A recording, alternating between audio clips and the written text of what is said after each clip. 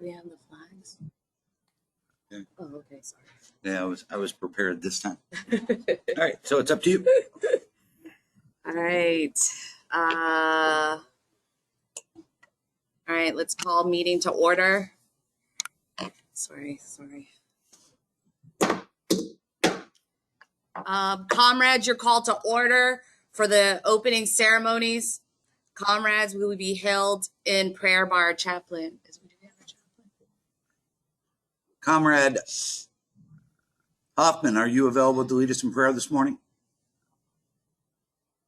I am. Thank you. We all stand, right? Yep. All right, let's all stand.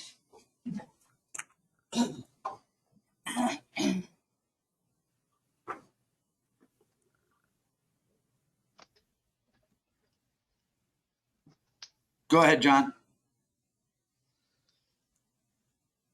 The psalmist declared, "This is the day that the Lord has made, so let us rejoice and be glad in it." Almighty God, we give you our thanks for this day and for all of its blessings. We ask that you would guide and direct our chapter meeting this morning, you officers, and our actions as we meet today. We pray that you would grant that each one of us may feel a sense of responsibility to fulfill the promises made to service-connected disabled veterans and their family members. May you bless our meeting today and grant us wisdom for the decisions that are to be made. And to this end we do pray. Amen. Amen. Attention. All member and guests who are veterans will give the hand salute, and all others place your right hand over your hearts.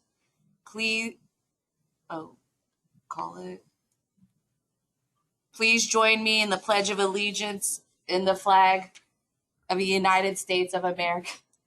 To the Republic. All right, let's start again. Sorry. Everybody, 1, 2, 3. Sorry. I pledge the allegiance to the flag of the United States of America, to the Republic for which it stands, one nation, under God, indivisible, with liberty and justice for all. Ready to.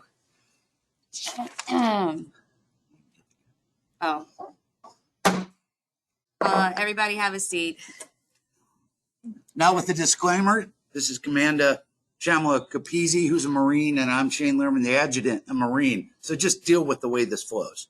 That's how we're doing it today, right? Pretty much. Yes. Yes. We need somebody smarter than us to handle the money is Pretty basically much. what that means. Yeah. Pretty much. We failed math for Marines. Yeah. All right. As a reminder, we are here to address only matters specific to our organization. All discussion must be relevant to our mission statement, which will read now. We are dedicated to a single purpose, empowering veterans to lead high quality lives with respect and dignity.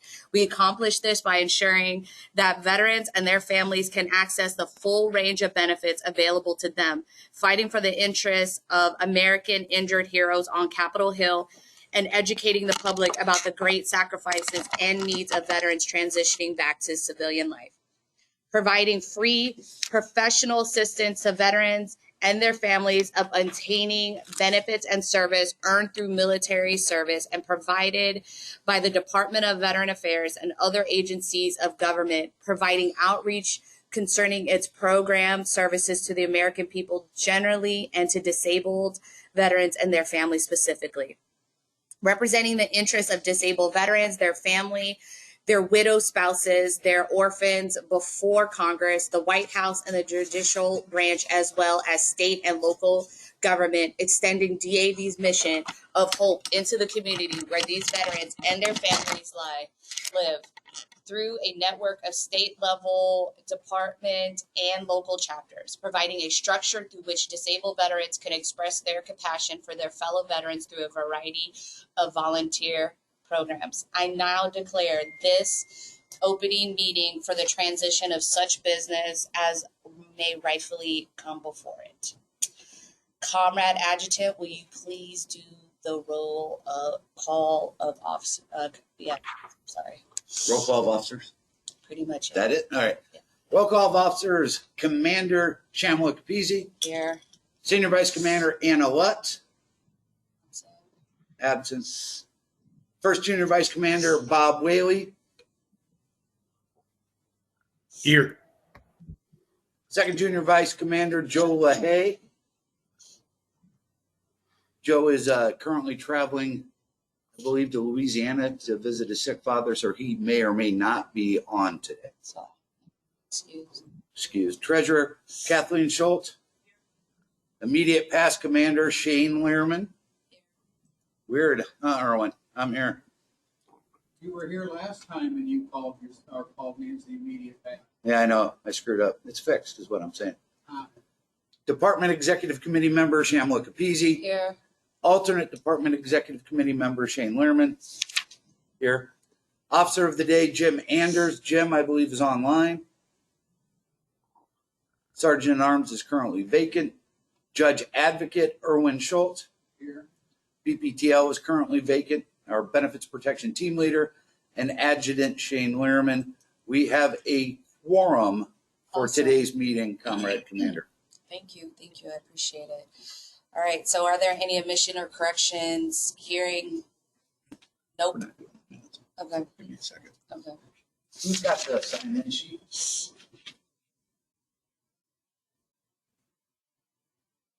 Everybody had a chance to sign in? No, sir. No, sir. Just name and your email.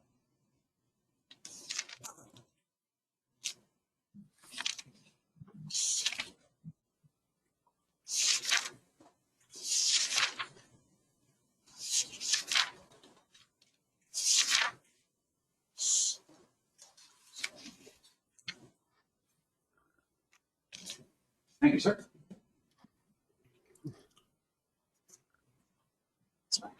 All right, Comrade Commander, I will now read the number of members in attendance here in person this morning. We have Shane Lehrman, Gary Salpini. Is that Ken?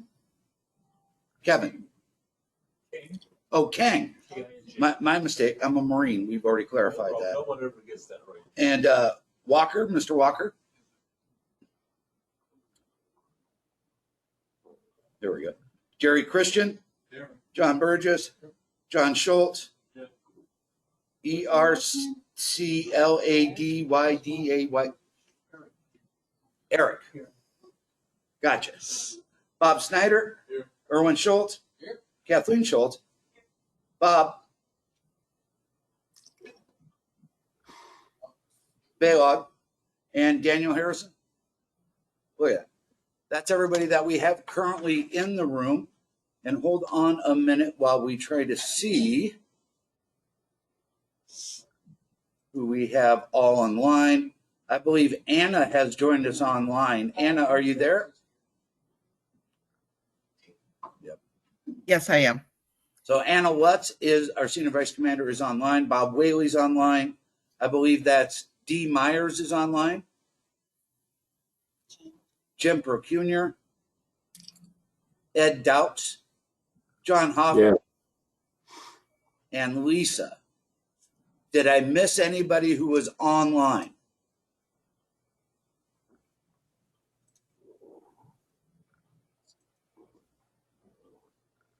So those are all of the members that we have in person and online this morning, Comrade Commander. Thank you.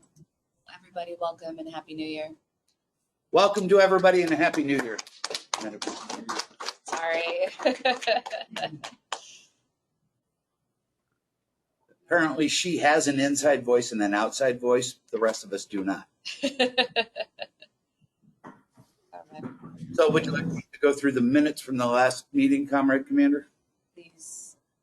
All of our past meeting minutes have been recorded. However, we are currently in the process of uploading all of them to the website from July, August, and September of last year, as well as the meeting in October. Our meeting minutes from in October, we thought were video recorded. However, they are we can't find them, to put it short. So I have written up new minutes from that meeting. All of that will be posted on the website. We are in the processes of a big, giant website refresh. So we just haven't added all of the minutes yet, but pretty much everything else is on there. So I move that we accept everything I move we wait to accept and review minutes till they're posted online for everyone to view. Is there a second? Second that. Make sure that you identify yourself since we are audio recording. Does anyone have any questions? Vote. All for the vote? All in favor? All aye. Those opposed? Those opposed? Well, ayes above the nose. The ayes are They're above the nose, yes. There we go. Now it's official. All right, treasurer report. No. Nice try. I have no doubt your voice could carry and fill the room. However,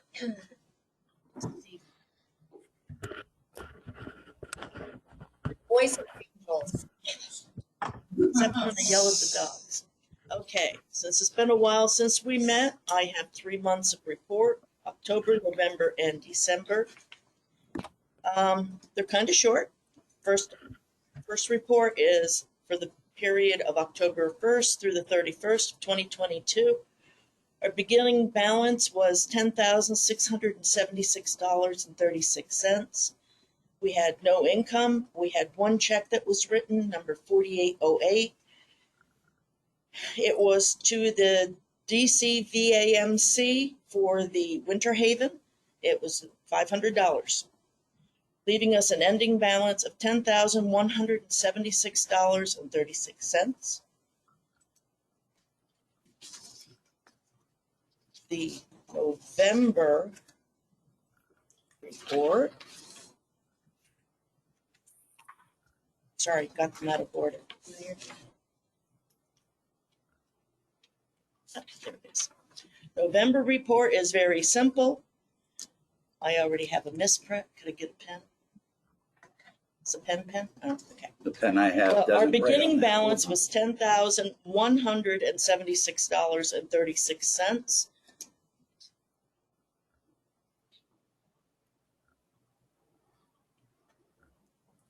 We had no income, no disbursements, so we still have $10,176.30. We do have an outstanding check through both months, check number 4802 in the amount of $25. It has not cleared yet. The December report through the end of 2022 is exactly the same amount, $10,176.36, because we had no disbursements. And the check is still outstanding. I make a motion that you accept my reports as read, subject to audit. Oops, sorry. No, I'm used to just grabbing a phone. Well, there's nothing inappropriate on there. We have a motion. Do we have a second? That's John. John seconds that. Thank you, John. Any questions, concerns? Let's call for a vote. All those in favor? Aye. Any questions? No. Opposed? Any opposed? Yep. Boom. There we go. That's me for communication. All right. Any good news on communications? Yes, Comrade Commander, we have received some in the mail. The one I want to talk about the most is we have a $500 check donation from member Dick Store. It's dated November. We received it in December.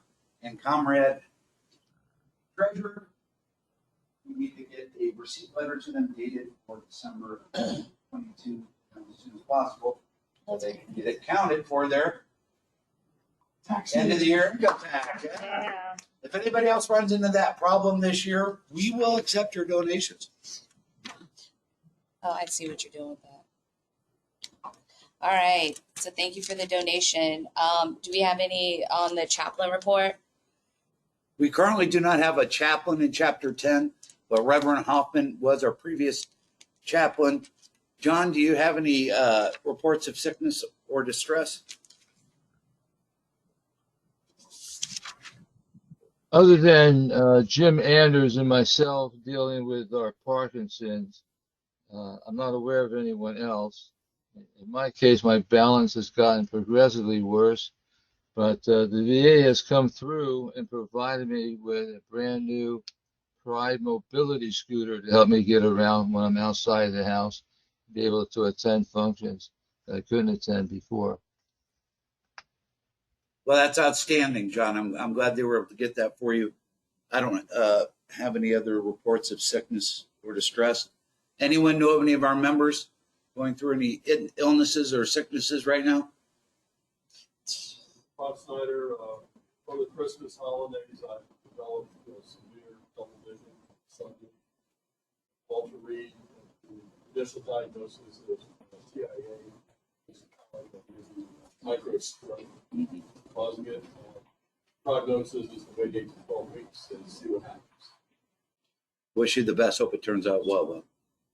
And Erwin, how are you doing? Not very good. Been doing a lot of falls.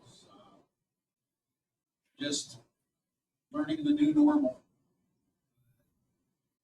Refuse to quit doing the model building and stuff, and system stuff to help you do the model building. So Is it Parkinson's or MS? it's part Parkinson's. Well, Well, if you need anything from us or anybody in the chapter, all of you, please just reach out and let us know. that is very true. Yes. the one I need. I got her and my 2 little furry caregivers. I'm Model. surprised to hear you say that you have your wife in such a pleasant tone. Normally you're picking on her, Erwin. She still picks on me too. Ah. I think what she's going to end up doing is trying to give me a second gig as a bartender because I can make a mean martini.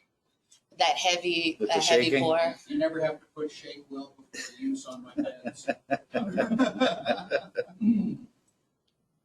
Gotta laugh. Yep, that's true. All right. For reports on women veterans, I have nothing to pass as of right now on women veterans. I do serve on Department of Virginia Women Veteran Committee. As of right now, the license plate for women's veterans is, I think we surpassed the required amount and we doubled it. So as of right now, we have 798 women or veterans that are willing to purchase that license plate. Other besides that, I have nothing to pass. I will jump right into, well, a few things. Service officers report, since I kind of fill that void on the national level at times too. I'm just the jack of all trades and the master of none. Starting in January this year was a brand new life insurance program through the VA. Not sure if everybody's aware of it, but it's called VA Life. This is different than the previous VA life insurance policies. Previously, you had to have a service-connected disability granted to you within the last 2 years to be eligible. And the premiums were basically set on the,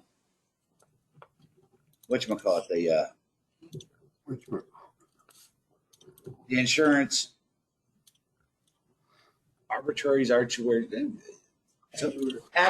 there's the word. It was previously set on insurance actuaries from 1940s.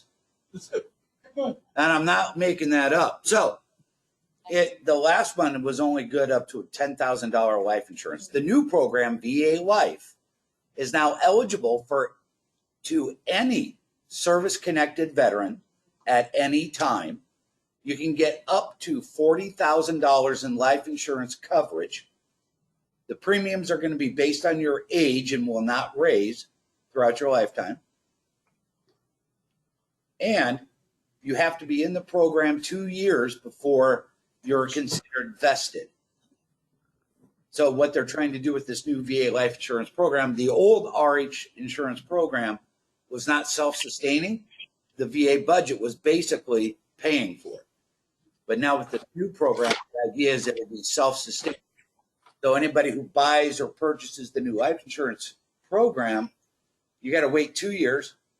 If you pass during that 2-year period, your beneficiaries will receive all of your payments with interest in return before that 2-year period.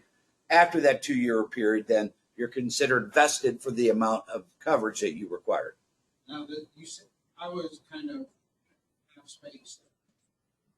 You said this is for any service-connected disabled veteran at any time, not the 2 years following the Yeah. award of the new service connection. Correct. That's why this is a such more expansive program. It's eligible to any service-connected veteran at any time. So even though I haven't got a new disability claim in 20 some odd years, I'm eligible because I'm a service-connected veteran. How far The payments are going to be based on age. It's going to be very similar. Have you seen like the Penn Life Insurance on TV? You pay this much a month for the rest of your life and it'll never go up. Same concept. it's going to be? It's going to be cheaper than the previous program, but it's going to be more comparable with like that William Penn insurance based on age. So you know, it's hard. I'm not an insurance agent, so I'm not going to get into any of the actuaries. I learned a new word today. So best bet is to go online to the VA website. They got it all set up for the life insurance program, and it just started in January and is eligible to all veterans, which is pretty amazing because the previous program sent for 70 years was very restrictive. So this new program is hopeful to be self-sustaining, which means after 2 years in, VA will not have to have a budget to support it. The people buying the life insurance policies basically will keep the program moving forward. There's no age. Don't count me on that. You need to look it up, but for some reason I want to say it's not available for veterans over the age of 80. Don't quote me for that, but the last time I read that seems to stick somewhere. This is what I'll do. We're going to send out probably in the next couple of days a follow-up from this meeting, an email newsletter. Now that I have everybody's email addresses that's here, I'll put a link to that and explain all that in the follow-up so nobody needs to try to figure it out on their own. Yes, thank you. Also in reference to service officers, I'm going to jump in real quick. The PACT Act issues are now all available. And just to clarify so people are understanding this correctly, the PACT Act is not just Camp Lejeune, actually. It's not Camp Lejeune. PACT Act is not Camp Lejeune, but most people think that. Why? Because all of those damn lawyers having a commercial every other commercial break to tell you to contact them. Yes. The presumptive diseases for Camp Lejeune disabilities actually were implemented by the VA in 2017. What these commercials on TV are about is to convince you to file a class action lawsuit against the government and hire that attorney to represent you in a lawsuit, not VA disability benefits. And that's a lot of confusion for a lot of people out there. But the PACT Act, what it does is for veterans exposed to burn pits, it's essentially adding 23 different diseases, and it'll cover veterans who served from the first Persian Gulf War up until now at a variety of different countries and locations around the world, not in the U.S. It adds 2 new diseases for Agent Orange exposure. So Vietnam veterans, it adds hypertension and something called monoclonal gammopathy of undetermined significance, MGUS. It's a blood disorder that is basically a precursor to different types of leukemia. Like neuropathy. I've got a current appeal working on that. It was remanded. They granted him MUGUS under the packet. So now they're going back to see if they can grant it on a direct basis. And they're doing exams to see what condition they can do MUGUS. Just to give a little context, since we all talk like we know what we're talking about, Erwin Schultz is one of our senior national appeals officers at DAV's Board of Veterans Appeals Office in Washington, D.C. So Erwin argues cases on behalf of those we represent in front of law judges. Shamla is a NSO at the DC VA regional office. Yes, sir. I always get that screwed up. No, me too. And I'm Shane. I'm currently the DAV's National Deputy Legislative Director, and I do a lot of our legislative stuff for benefits on Capitol Hill. Yes, sir. Now, one thing, Shane, that keep those, of course, those lawyers on those things aren't saying, if you're service connected for a condition and you get a payout through some kind of class action lawsuit for a condition or a tort claim or whatever, they will recoup your disability until that is repaid. We had a guy back in St. Louis who didn't believe us. He got into one of those, he filed an 1151, and all of a sudden he has a $250,000 debt. What Erwin's referring to is there is a tort or a class action federal regulation that will not allow you to receive VA disability benefits for a condition and get a tort claim at the same time without an offset to include that lawsuit. So he's just making sure people know that if you're doing, if you're already getting benefits from the VA for Camp Lejeune water contamination and you're filing that lawsuit, you could run into a potential of losing one portion of those benefits to pay for the other. And I've only dealt with one veteran, and I referred him to the lawsuit only is because he wasn't receiving any type of compensation for specific disability. So we couldn't help him service connected. So I did refer him. He's probably the only one I've referred to join the lawsuit because he wasn't receiving compensation. Another thing about the PACT Act, it does make hypertension presumptive, Yes. but not until 2026. Nope. They changed it Yeah, I think they're open to it. because. Well, let me clarify. When the law was enacted, they were rolling in diseases, presumptive Phases. diseases in phases over 2-year increments. Hypertension is not theoretically by law going to be granted as a presumptive for Agent Orange veterans until 2026. However, the president and the secretary have already announced they will start working all claims for all disabilities effective within 1 year of the date of the law if they're filed. Okay, because I've got, as you know, we got a lot of appeals on that issue, so I'm waiting to see what they do. VA is already starting to process those. Yeah. They are not, even though that's what the law says, the secretary has the authority, and they're ignoring those 2-year increment time frame rolling in. They're just doing them all right now. They've been determined to be service connected. The secretary has used his authority to say go. Yes. And the effective date should be within, if any veteran has a qualifying disability under PACT Act and you file it within 1 year of August 10th of 2022, it'll be effective August 11th, 2022. And Beamer is not for application.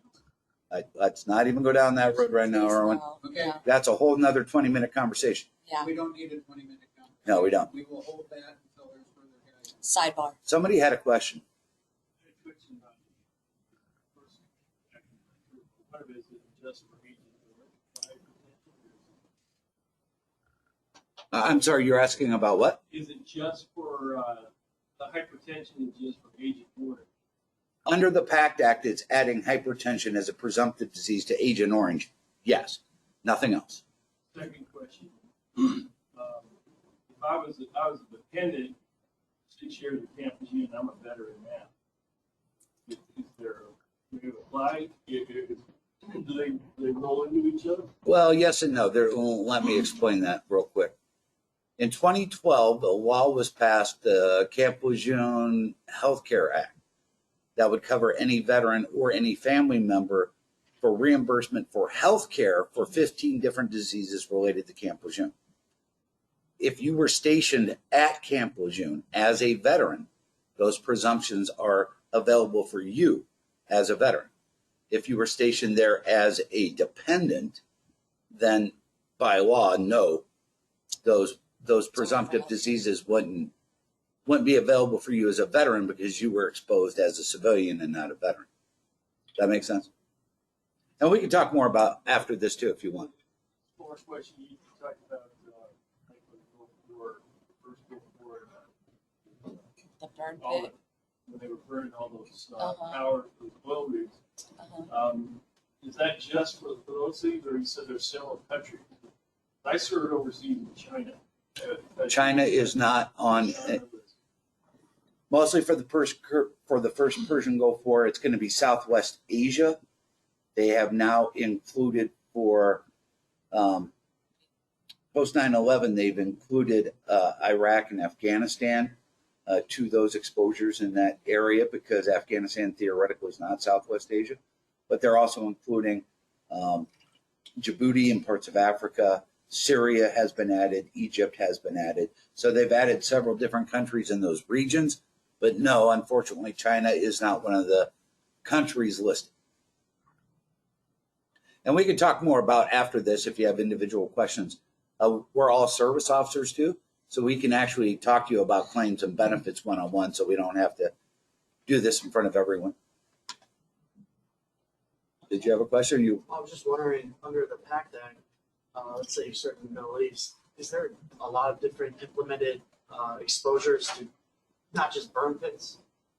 Or is it just burn pits for that PACT Act? I say burn pits because it's easy. Like weapons cook-off or weapons demo cook-off? Nope. It's not under, it doesn't fall under that? But here's the thing to remember. When I say burn pits, it's basically airborne hazards, which pretty much adds potentially 23 diseases. Sure. So, were you there? I was exposed to burn pits. Oh, stop right there. You were there, right? Yeah. You were exposed. Yes. Those 23 diseases are for application to you no matter how you believe you got them. So this is just for the U.S. Arsenal's burn pits, not local burn pits as well? Any burn pit. Well, let me make You this understand? easier. Yeah. Any country on the list is considered to have active burn pits that you were exposed to, Yes. regardless of what you describe them as, call them, doesn't matter. Roger that. Thank you. If you were in that country, you're considered exposed. I don't like the phrasing of that airborne hazard because my aircraft commander, every one of us on the crew, an airborne hazard. Well, you were an airborne and you still are a hazard. Yes, you still. Or you could have been called an oxygen thief. That's It's not my worse. fault that the stairs hate So we will try to move this along and talk Yep. about legislative issues. Being the legislative deputy director for DAV, I'm just going to run through a few things. Yep. Just recently, they announced that veterans in suicide crisis can now receive free care at any private medical center, even if they're not enrolled in VA. This is part of a law that passed a few years ago that DAV was advocating for, called the Compact Act. Any veteran in crisis can go to anywhere for assistance.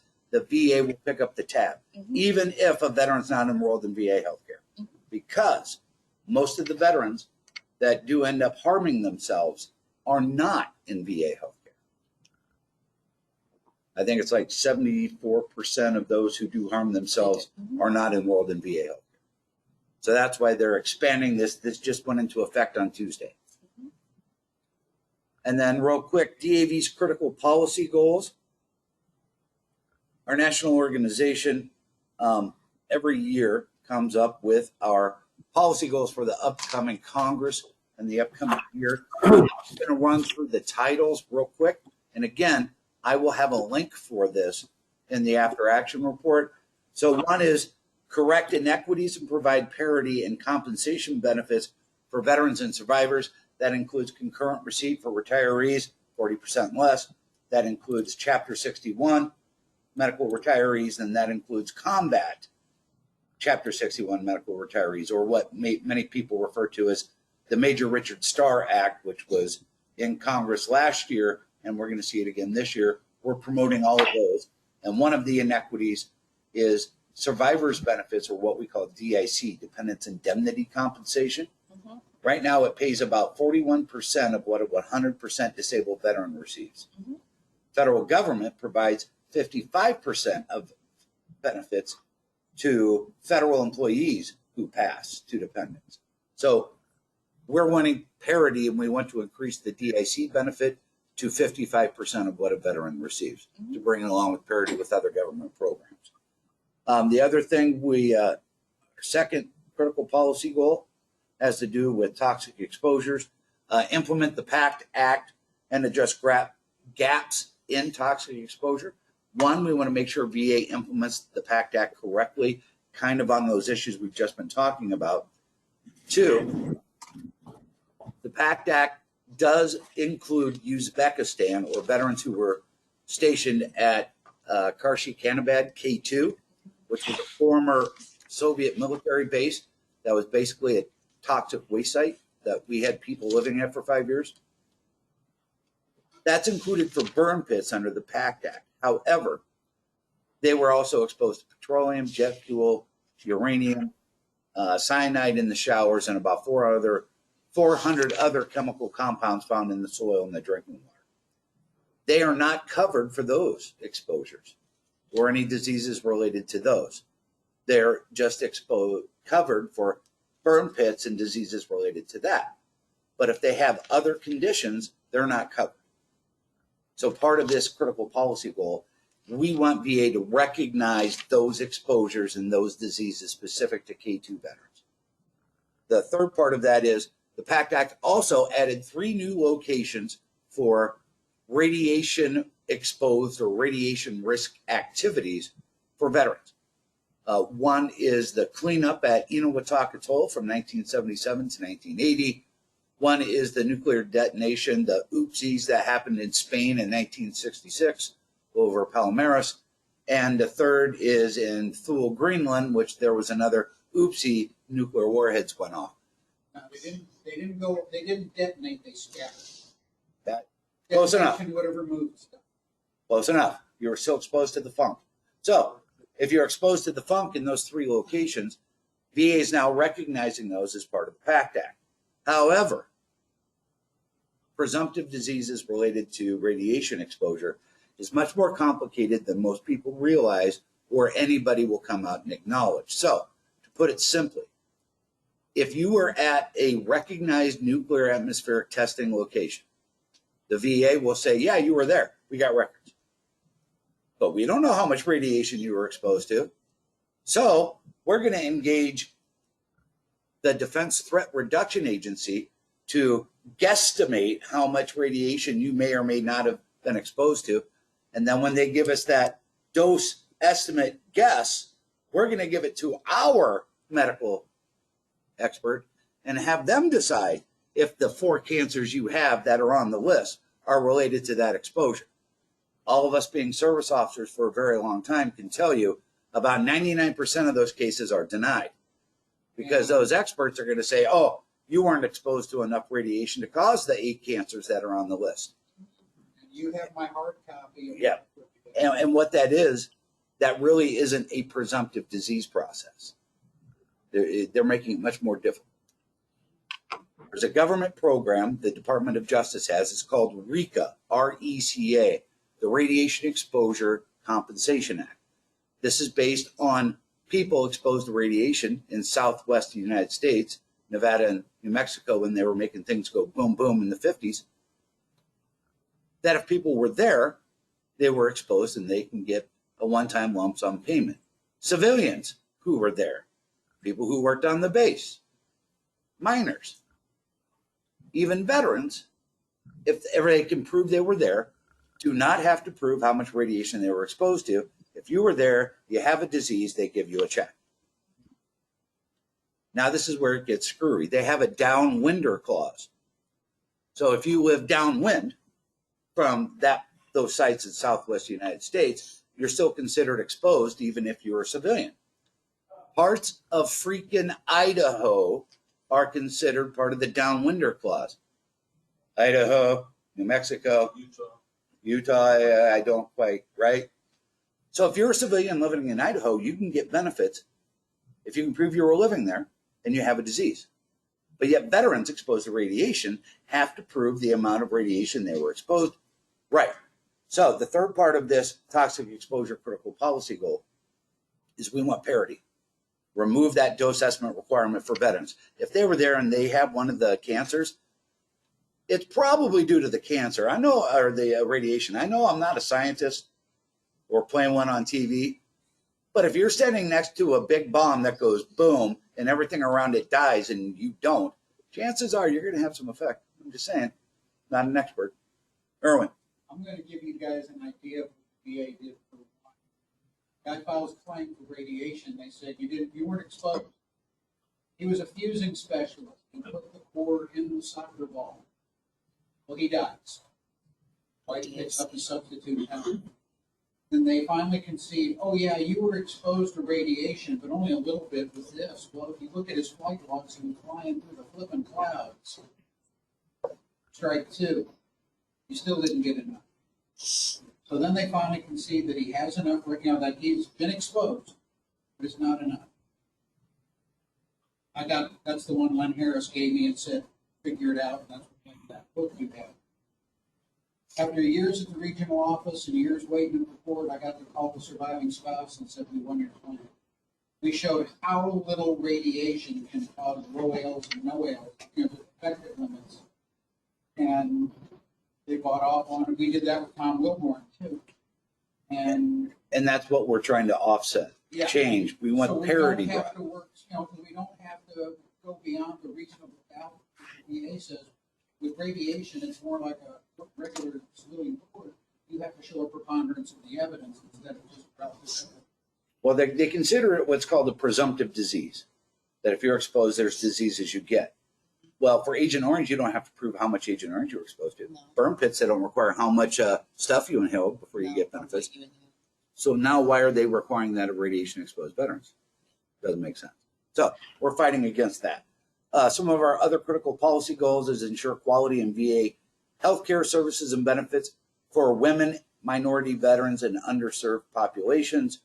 Provide a full spectrum of long-term care options for service-disabled and aging veterans.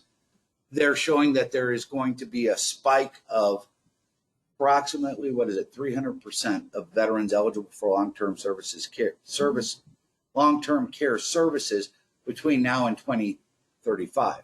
Yeah. So look around the room, that's most of us sitting in here. Some of us even older, like Gary, because he fought during the Revolutionary War. Thanks, Gary. You're aging well, Gary. No, he was the guy with the fife. If you've ever seen the painting, that was Gary. No, Gary was Civil War. Bob Bent was Revolution. My mistake. One of our other critical policy goals is to bolster mental health resources to ensure continued progress in reducing veteran suicide,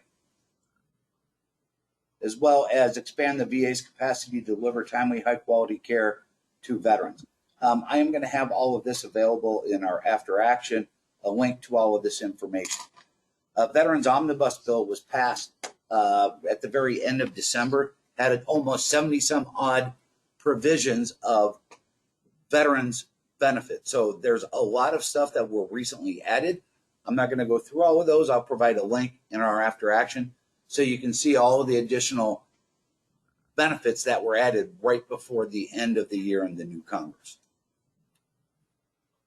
Comrade Commander, it's time for unfinished business. Do we have any unfinished business? So February meeting, at October 2022 meeting, we voted on meeting dates for 2023.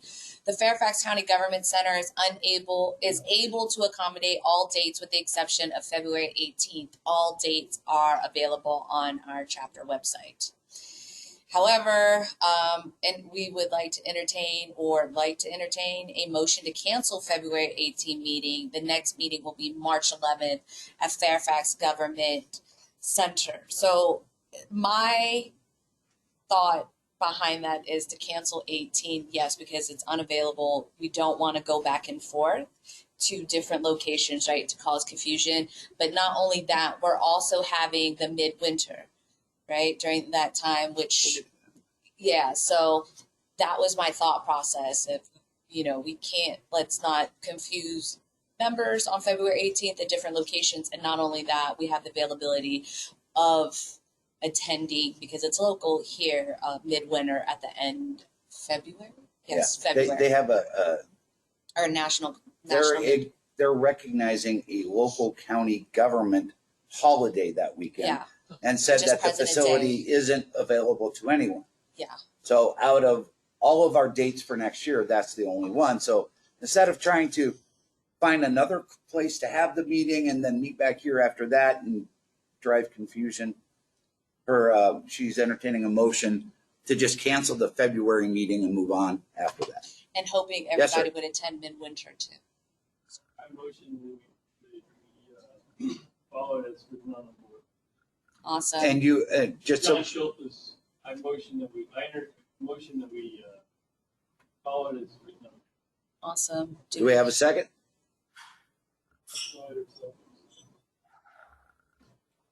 First and second. I have a first and a second. Do I have any questions? All righty. All in favor, say aye. Aye. All opposed? Awesome. Thank you. All right, veterans in need. In the years past, we sponsor veterans and family in the need a holiday due to lack of responses from the county and local charities. We were unable to locate a family until the week of Christmas. So, we identified a veteran, his spouse, and 7 children. They were homeless for 2 years. They were finally moving into a home, and the veteran lost his job. We believe this was the same family we assisted last year. So if you were with us last year, this is the second time we actually assisted this family of 9, right? They live here in Fairfax County. Yeah. And it actually in a shelter in Arlington, which I had to go visit. As it was too late for the Giving Tree, our chapter executive committee in December approved $750 in gift cards. The gift cards were given to the shelter that provided them the family.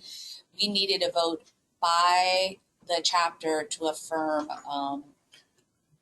Long story short, we didn't have enough time to do a Giving Tree online and have all the members buy gifts and donate to them like we did in the past, because everybody was very unresponsive to the commander's request for a family in need. So the chapter executive committee decided to purchase $750 worth of gift cards from Walmart that would help them with items to move into the new home, 7 children, the holidays. So we opted to do that. And now we just need approval from the chapter. Since it did exceed $500, we need the chapter now to approve that, since it was $750. So do we hear a motion to accept the $750 donation? Judge Advocate moves to accept. So we have a motion. John Bird, you second? Second. Okay. Second. First and the second. Any questions? All in favor? Aye. Awesome. Any of The veteran's name, some type of receipt. I know I Because I have. know you already. Yeah, I have it. I just. Just to fill you in, our commander took it upon herself to go out and purchase the $750 worth of gift cards and delivered it to the shelter, to the family, right before Christmas Eve. Yes.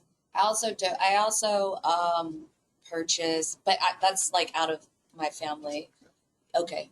Yes, I did on Friday I delivered it at the actual shelter. So yes, I did, in Arlington, where they lived at. Thank you all for affirming that Thank you. vote. All right. We have proposed changes to our Constitution and bylaws. For those of you who weren't at previous meetings, I'll just run through it real quick. The national organization will now allow us to have online meetings where people online can vote. Currently, those who are joining the online meeting can participate but not vote. But the new Constitution and bylaws will allow us to do that. But we have to pass that specifically for our chapter in order for us to do it. At the meeting in October, our chapter judge advocate did the first reading of the changes. We're required to do 2 readings. And so today's going to be the second reading. And if it is approved, then Irwin will get it sent to the national judge advocate. Editable copy. Oh, yeah.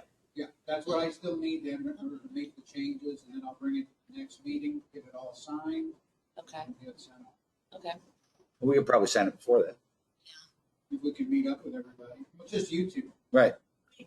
And me. Meet at the TD Bank. We need to do the cards anyway. Again, right. Or we can meet at breakfast, your treat. She just said she's buying, That- not my account. She's so giving. So,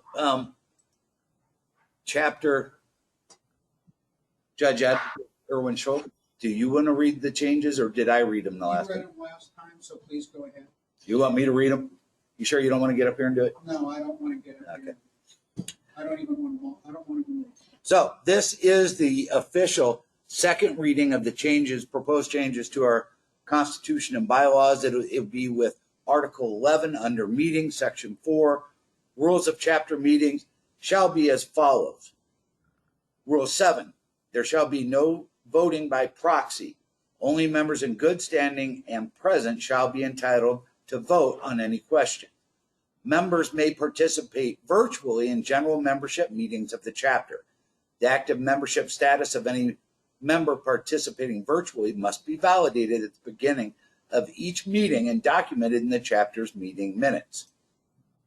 Rule 8, voting during the election of chapter officers is limited to in-person participation and will not permit members participating virtually to cast votes in an election, but they may observe. There shall be no form of voting by proxy or by absentee ballot. Members who experience difficulty or who are unable to connect virtually for whatever reason will not have any recourse to challenge prior decisions made during the chapter meeting. Rule 9, the chapter will utilize GoToMeeting to host the virtual participation of its members. In the event a different platform is to be used, it will be announced at a regular chapter meeting and affirmed via majority vote as directed in these bylaws. Rule 10, the chapter itself will be responsible for purchasing equipment necessary to facilitate virtual participation by members at the chapter meeting and shall not purchase equipment, services, and subscriptions for any individual members to use. That is the second reading of the proposed changes to Chapter 10's Constitution and bylaws. Comrade Commander will now accept a motion to accept the changes after the second reading of the CMP. Judge Adams moves that the changes be adopted. Do we have a second? Gary, I saw your hand. Gary Sapini seconds that. Do we have any? Are there any questions? Is there any other questions? All in favor, say aye. Aye. Any opposed? Nay. No. All right. Thank you. And we got through that pretty painlessly, by the way. Can you just put that to me? Yes, sir. Have it typed up and be ready to sign. Yeah, because you can just copy and paste right in there. Yeah. Chapter 10 for the second year in a row? Yes. Yes. We did an online homeless veteran giving tree. And we want to thank everybody who donated. Commander Capizzi and I were able to receive all of those items, and we donate them to the VA Medical Center in Washington, D.C. on November 1st. So it's a pretty big deal when what I'm about to get into, because a lot of people in this room donated to make this difference, because they have the homeless veteran stand down, which they call Winter Haven at the DC Medical Center every year. It used to be in January. It's now in November. They have it right around Veterans Day. Mhm. So this is what this chapter donated. You ready for this? 40 brand new winter coats, 96 pairs of women underwear, 544 toothbrushes, 432 tubes of toothpaste, 300 nail clippers, 72 pairs of men underwear, 200 thermal blankets, 308 sets of winter gloves, hats, and neck warmers, 72 pair of women thermal socks, 144 pair of men's thermal socks, 400 tubes of lotion, 300 tubes of body wash, and 300 tubes of shampoo. And what's most exciting, everybody purchased these items and they were delivered within a week. It's amazing. So I want to thank everybody in the room for their donations to help the homeless veterans.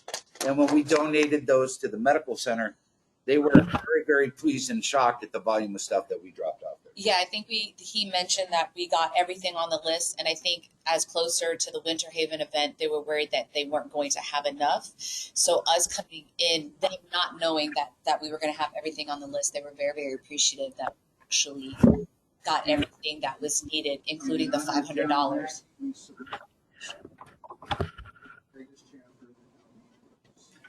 And we also made a $500 donation to the homeless stand down the same day. Yes. Our DAV virtual 5K team walked again this year. And when we talk about the DAV 5K, I really don't want anybody in this room to think we're running. I'm part of that group. We're not running. Even if I'm being chased, I'm probably not running. I'm too old for that. What we do is we're supposed to help raise awareness and donations for the national organization DAV. So this is the third year in a row we've done our virtual 5K on the National Mall. We meet at the American Veterans Disabled for Life Memorial that morning at 8 o'clock, and then we walk down the mall all the way down to the Lincoln Memorial and back, and we hit every war memorial along the way, take pictures, do videos, pay our respects. So it's more of a tour than it is a 5K because nobody's moving that fast. But we were able to raise over $700 again this year. Special thanks to Matt and Jill, Commander Capizzi and her family. I was there. And our past commander, Tom Wendell, if a lot of people remember Tom. Tom is currently living near San Francisco. He did the 5K across the Golden Gate Bridge. So he did it virtually with us. It was pretty cool. And by the way, Tom wasn't running either. I just want to make sure that when people in this room hear me say 5K, oh, I don't run. Neither do we. Yeah, it's walk, run, or roll. We don't run unless somebody's chasing. And even then, I we would negotiation. refer to it to more of a mosey, but it's probably more akin to a zombie shuffle Pretty much. or a zombie shamble because nobody's moving that coordinated that quickly. So thank you to everybody. On another note, the Virginia Corporation, annually we have to file the Virginia Corporation paperwork and fees. The check our treasurer was referring to was the $25 check she gave me that I chose to forget to send in. But it's okay because now we can do all of the paperwork and all of the filing and all of the payments directly online. They've never been able to do that before. So in December, I got everything done. I owe you the check back, Comrade Treasurer. It's never been given to them. And the $25 and the $10 late fee I paid for, I will get you a receipt at a later date. So we are all square away with our Virginia Corporation. I said December. I bet they're thinking, you know, it was like New Year's Eve at 10 o'clock that night, Shane's online trying to do it. It was 7:30. All right. So do we have any new business? We have the DAV National Midwinter Conference. This is where DAV's members from across the country, several hundred, if not thousands, come to Washington, D.C. essentially for our midwinter conference. It's being held right across the river in Arlington. On Sunday, February 26th, Secretary of the VA will be there to speak to the opening session. That afternoon at 1 p.m., DAV's National Legislative Team will be giving you updates on our critical policy goals. All that stuff I was just telling you about, our whole team will be delivering that to all of you in a much more detailed explanation than I just provided. On Monday, there will be additional seminars across at the hotel, but also the DAV Department of Virginia. They're hosting a lunch with their members of Congress. So all 13 representatives and both senators, their staffers will be invited to attend. And it's at which hotel? Yeah, the Marriott. No. The department luncheon. Lisa, you're on the line. You're a busybody. What is it?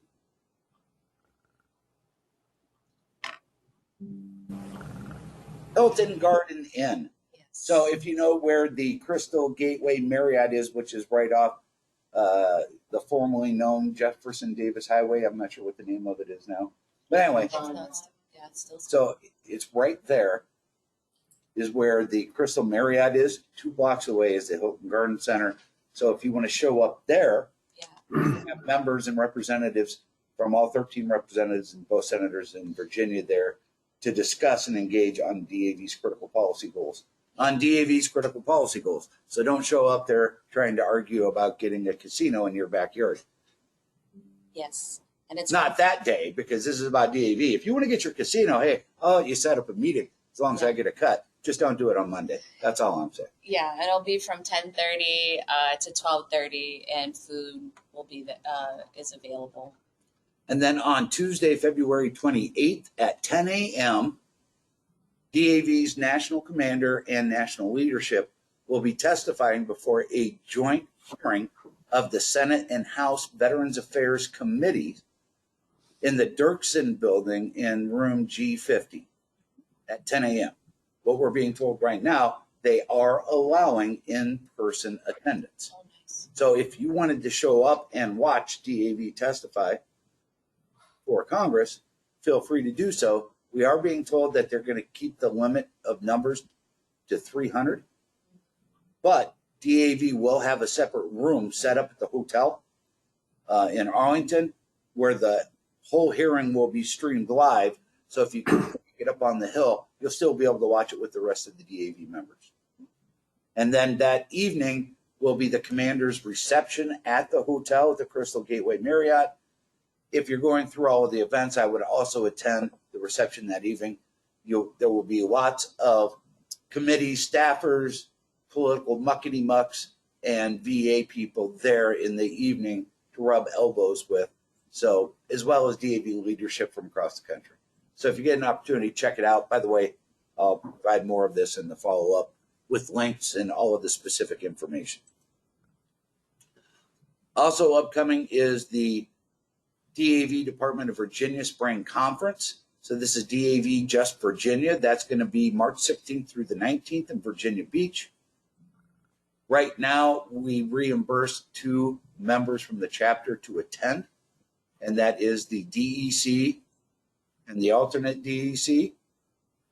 But I would like to throw out as a motion that if any other line officers want to attend, that chapter 10 could pick up their reimbursement for their travel and hotel as well. Please. So that's my motion. Do I have any? So if Kathleen, or as our chapter treasurer, or our senior vice commander, other junior vice commanders, if they want to attend and get reimbursed, we can do so. I'm making a motion to allow for that.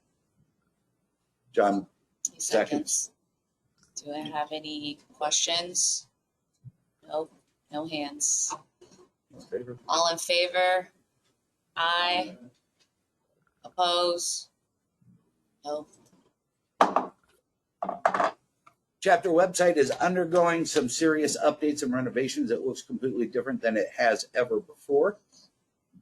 So I encourage you to go please take a look. And if you find anything that's missing or wrong or just doesn't work, let me know. I'm in the process of trying to fix a lot of that stuff. We have a chapter newsletter that we put out electronically through a service called Constant Contact. Yes. We've been using it since 2014. We're paying roughly $40 a month.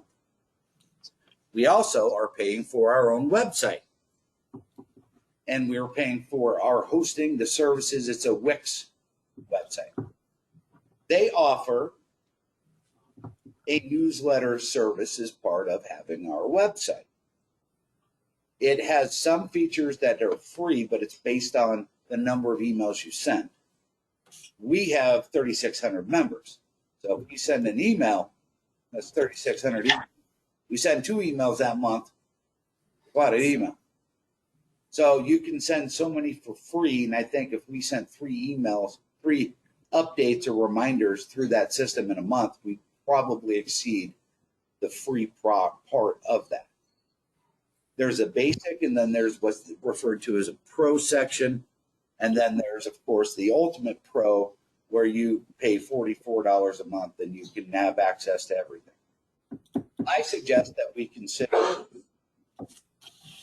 ending our contract and payment with Constant Contact at $44 a month and start looking at doing it directly from the website. And here's why.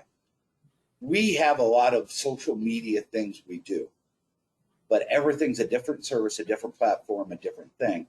I think if we're able to capture this all just from the website, instead of paying for the additional services, makes it easier to capture everything in one location, send everything out.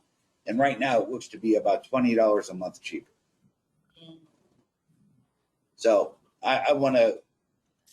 look at that over the next few months, and I will report back with my recommendations or a motion on if we should change that. I just want to let everybody know I'm looking at it, so it's going to be a little different. Constant Contact, when we've been sending those emails out, what they do when they send things out through the IP and through the addresses, they can get it recognized as a legitimate email. If we switch over and do this from the website, it's going to look like spam email. See what I'm saying? So it may show up in your promotional or in your blocker or something like that. That's why I want to run a few tests first to see if we can get it functioning where you're getting it and it's not getting hit by any of your filters and not coming through. Can you look and see if they have servers that can attach a link to those so that people can click it on the white version?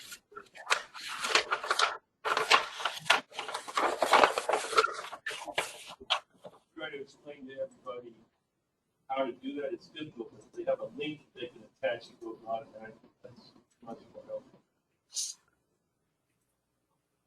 Yes, I will. Sorry. I decided to mute somebody who was making noise that precluded everybody from hearing everything. Lisa. Oh, I'm sorry. Did I call you out? Yes, and there are ways to do that that can help verify it. And what we can also do is set up a link for you to just click on to put your stuff in to verify, yes, you're in it now and you're going to be receiving it. That'll help too. So we're looking at streamlining all of the different things we do into kind of one platform, because right now there's only one person who does all of that, and he would just like to make it easier for himself. And I'd also like to ask, do I have anybody out there who's interested in becoming the social media manager for Chapter 10? Yeah? Somebody wants to do this for us? Somebody wants to help me? Is John out there? Is Matt out there? Not a hand raised, but a lot of people looking at their papers and their phone all of a sudden. Huh. So, which social media platforms? Twitter, Facebook, those are predominantly the two we use right now. We don't do any of the other stuff because most of our membership are going to be on Twitter and Facebook. So both of those would require whoever's going to do that to use the existing credentials. Oh yeah, fully aware. I can add you as an administrator. That's not a problem. Yeah. We have them set up to where it's basically like a company site. So I manage it and I can assign other people to run it. It's not a big deal. Yes, sir. Anybody else? Hold on. Can I, whoever is reading heavily online, to please mute your microphone? No. Hi, this is Susie. I'm a homeowners associate with Consumer Counsel on a recorded line in regards to making improvements within your home. How are you today? Your vehicle warranty is expired. Yes. I'm sorry. Go ahead. I was going to ask you what where we can get the material. Well, if you're interested in helping us out on that, here's the cool thing. I will teach you how to do it. And the easiest way to do it is put stuff that the national organization, DAV, puts out. Go to our DAV website, use that information to put out, because it is very easy for veterans to read an article that talks about veterans and be, oh, well, all veterans should be about this. And we put it out there, and it may be absolutely against what DAV's mission is, right? And we don't want to do that. DAV won't get in any bipartisan fights. We don't promote political parties, political candidates. We don't do any of that.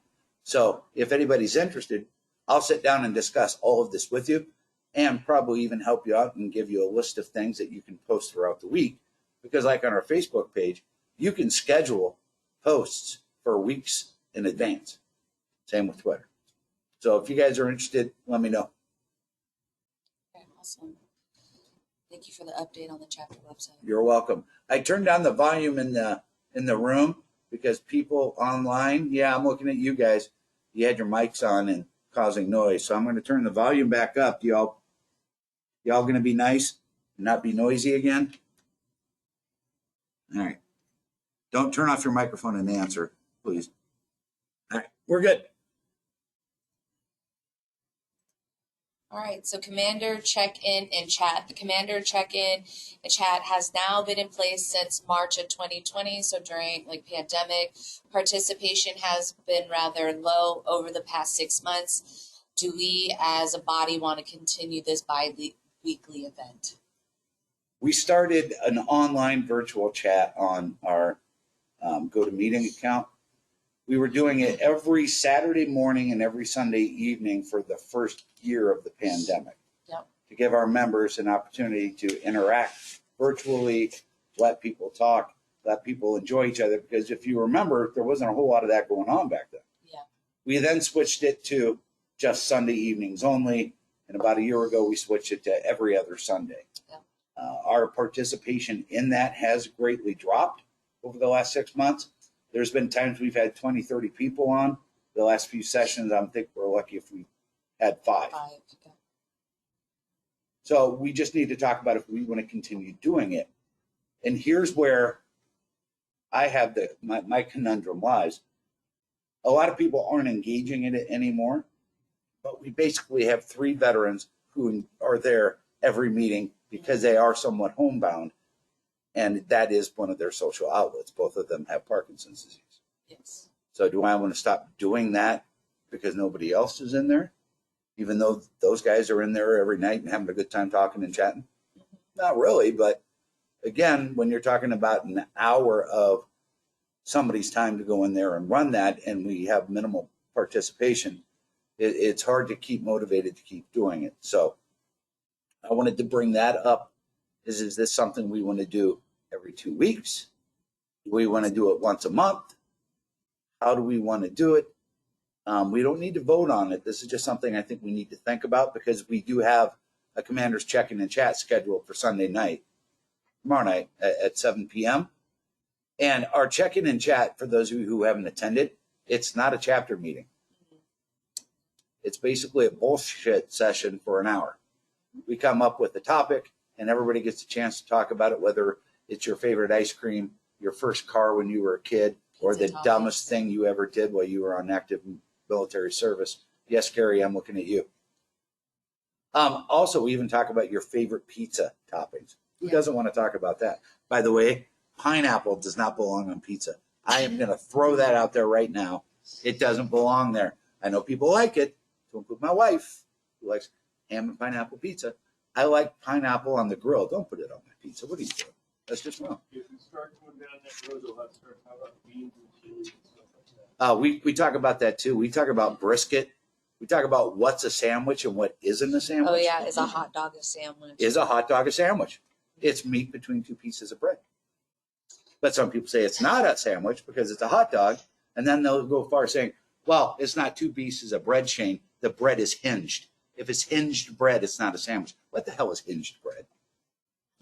I don't either. It's like people make up stuff. So that's basically what our Sunday night commander check-in and chats are like. One of our officers will kind of join in and just lead the conversation, pick a topic, and we just BS for about an hour. And then we give everybody a chance to talk about good things that happened to them in the last 2 weeks or something they're maybe struggling with or need help with. And it's just basically a community chat is all it really is. We don't talk about business, chapter business. We don't talk about politics, government, or religion. So if you want to talk about those things, don't log in. Yep. All right. All right. So we can move on to the next one, and we'll just throw that out there for food for thought. Yep. And see what our attendance and participation is going to look like in the future. Now, we did get a comment from somebody online about possibly considering once a month or even a quarterly commander's check-in and chat. If we decide not to do it every 2 weeks, maybe do it once a month. Or once a quarter. So or once a quarter. Once a quarter just doesn't seem soon enough, though, right? Bi-monthly, like Yeah. every other month. Yes, sir. I think as long as we have somebody who is sick, homebound, or hospitalized, we should try and continue in some form to keep that person connected. Doesn't have to be the commander's check-in and chat. It could be something else. Check-in and chat. Free-form meeting of some sort. Right. But we do need to keep those people engaged and connected because I've been there and it gets very lonely when nobody bothers to check in on them. We actually had a few of our members in a hospital bed connect in the commander's check-in and chat just to let us know they were doing okay and they wanted to BS with everybody. We even had people at home recovering from cancer who were logging in because they couldn't do anything else. So you bring up a very good point, John. I don't want it to go away for those people who can't get out and be active. And to maybe expand a little bit on that, if we know we have people who are homebound or hospitalized,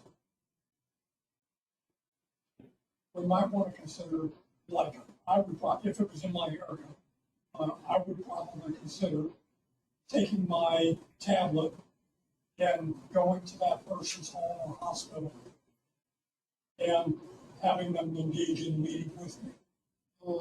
Oh, I see what you're saying. Yeah. For those that may not have the ability to get online, we have Yeah. somebody go and get them online and engage. Who may not even know about it, because there are veterans who've been in facilities for far longer than we've been doing this. Okay.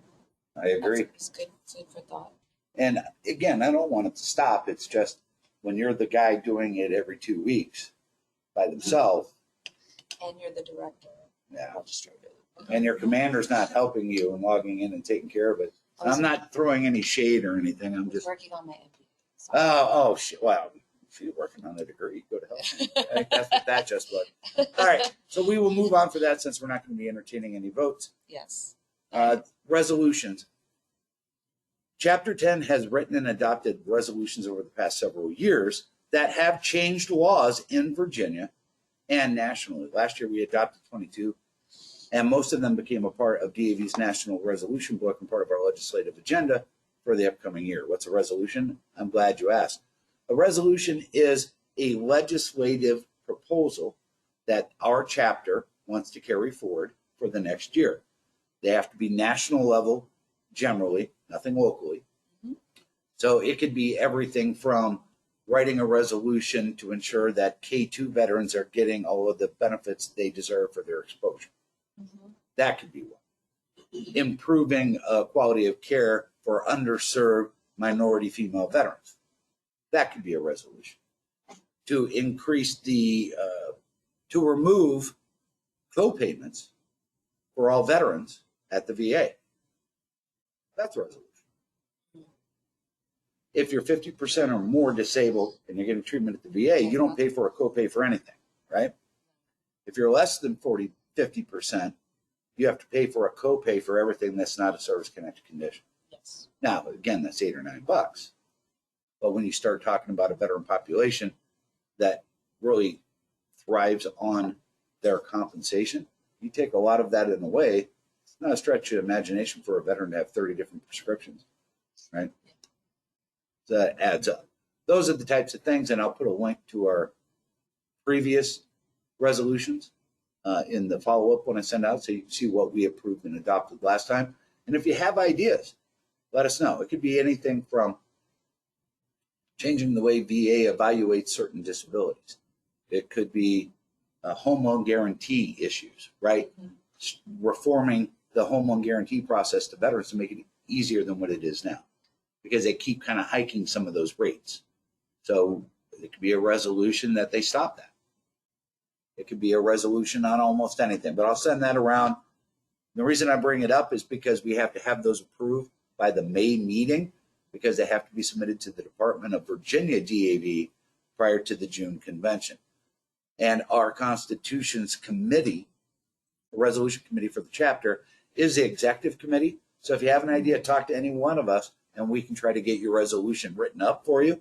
And then the resolution committee will discuss them and present them to the chapter at a following meeting for us to consider and adopt. All right, good of the order. Do we have any news? All right, so Commander check-in and chat is 7 p.m. online every 2 weeks. And the next one that's coming up is this Sunday that I'll be there. Just letting you know. Tomorrow, you're going to be there? Yeah. Did I shame you into it? Pretty much. Yes. Yeah, pretty Yes. much. So does that mean I don't have to show up? No, you're going to show. Well, you are the commander. Yeah. So I'll be there. And then our next meeting, since we voted, will be here on March 11th, 2023 at 10 a.m. Awesome. All right, so closing ceremony. Comrades, would you rise and stand at attention? At this time, 1 minute of silence will be devoted in honor of our departed comrades. By the numbers, hand salute. Ready to. May they rest in peace. All right. Motion to adjourn. Comrade Commander, I move that we adjourn. We do not need a second for a motion. Exactly. Yeah, I don't think the commander can say, well, it's a motion. Commander cannot make the motion. That's why I did it. Yeah, so a motion to adjourn. I'm somewhat sharp Yeah, for adult Do you act. want me to make a second gavel? please. Yes. Comrades, the purpose of our gathering here has been accomplished. Before we close, let us always be mindful of the principles for which this organization stands. Comradeship, friendship, loyalty to principle and to our comrades, and devotion to our cause. Before I declare you adjourned, it is fitting and proper that we again render honor to the flag of our country. Ready? Okay, ready, salute. Ready, two. All right. Comrade Chaplain, would you lead us in a prayer?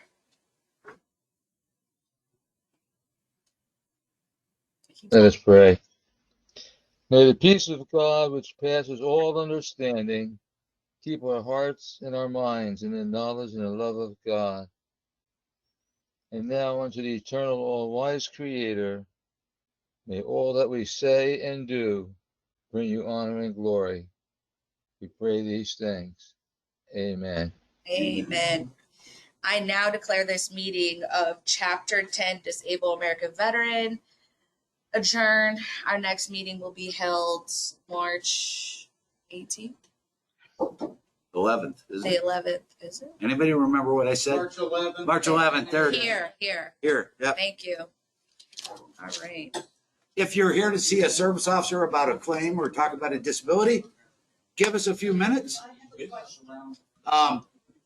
Hold on. Gary, raise your paw up in the air. Gary's going to take a list of anybody who wants to talk to a service officer. If you're not on the list, get on the list. We'll get to you shortly. The list is right there that Gary doesn't have or hand out to anybody. Give us a few minutes. I need to go get rid of my coffee and increase the tar level in my lungs. Do we have an address to send a letter to? Usually people just use the Oh, cancel I do it.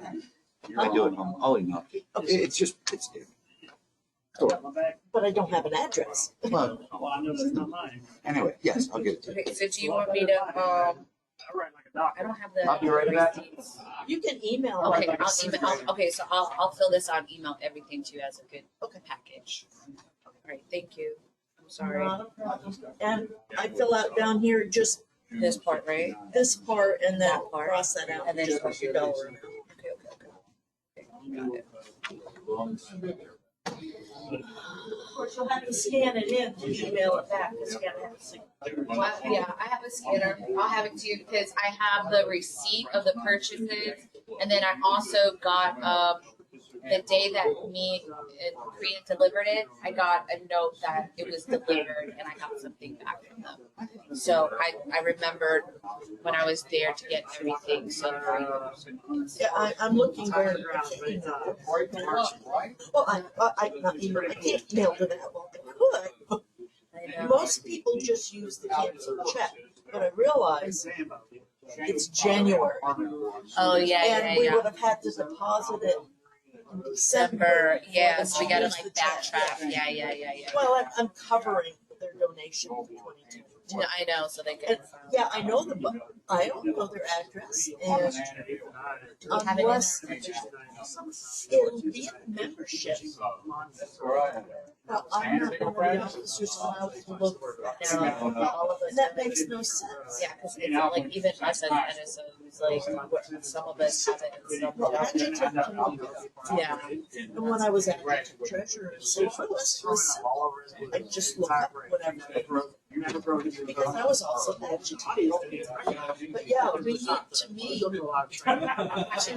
sign the signature cards. I have no problem going out to the I know where he wants to go. He wants to go to the I could do any Monday. I can do any day. I can do any day if I know I can't. I can do Thursdays. Okay, yeah. No, I have a PMR. Program manager. And I'm presenting it. Okay. All right. A single person like that. I know. Where they built Holly Hill. So, Not too many actual natives. Six, okay. Let me just log in real quick. No problem. Whenever you're ready. Okay. This is Victor number one right here. I mean, No worries. The guy. That ferry maneuver you're talking about, our version of it's called a hook drive. So the Marines go in to use that, these two rifles right in front of your face. So inside of those fuels, out the counter. So it hits the so you're so tired, you know. And in front of me, I see the Marines covered because we used to train you know, BDUs at the top, and we wear a uniform cover. It was a wacky looking uniform. We wear a cover to you know how to get the rifle exactly. The Marine's covered by some float 40 feet in the air, and it's an inch from his nose or inch in there. Well, we've seen it all, man. You know, they. I started getting it.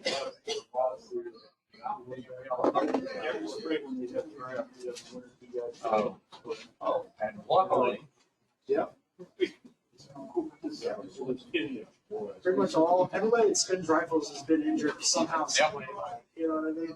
Like the front sight post hitting you. Oh Lord, that hurts. You guys And 1 grand. But once you make the team,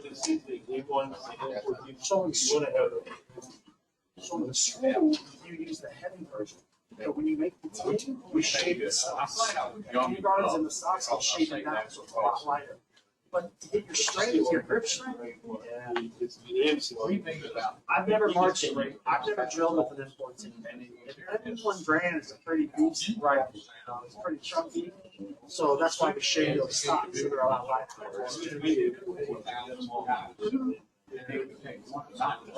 And I was Sword man. I live like looking at photos. Sorry, still a bit bigger. Doing all the sword man. Yeah. Oh, I know sword man. You've got Coke cans and stuff.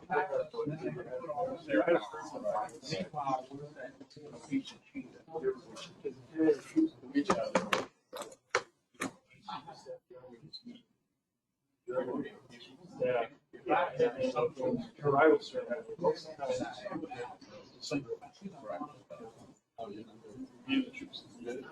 Right. So,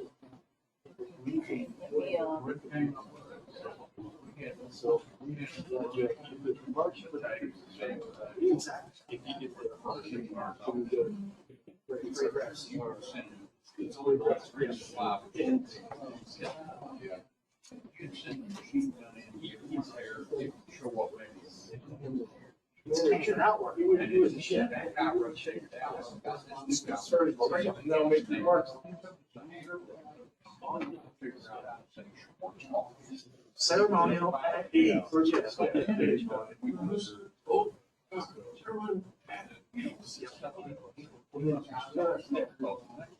So they just have attention. It wouldn't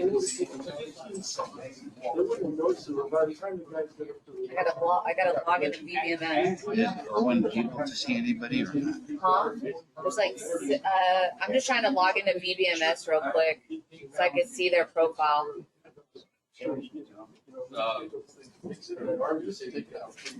If we currently represent them or not. Oh, no. I didn't bring any. That happened.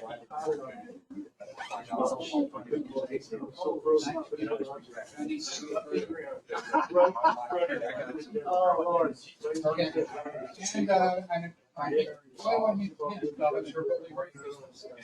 Hopefully we can like, Yeah. everybody's represented.